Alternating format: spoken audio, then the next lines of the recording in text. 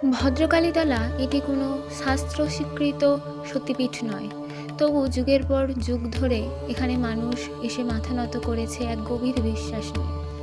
এই স্থানে মা পূজিত হন ভদ্রকালী রূপে, যিনি ভয়ঙ্কর নন বরং কল্যাণময়ী।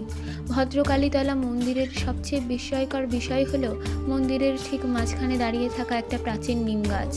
এই নিম গাছটি আজও সম্পূর্ণ জীবিত।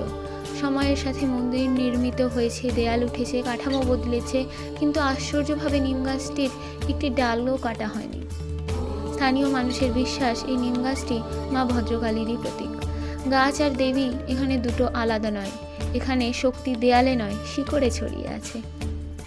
এই কারণেই ভদ্রকালীতলা কোনো সতীপীঠ না হয়েও মানুষের মনে এক গভীর শক্তিস্থান হয়ে রয়ে গেছে।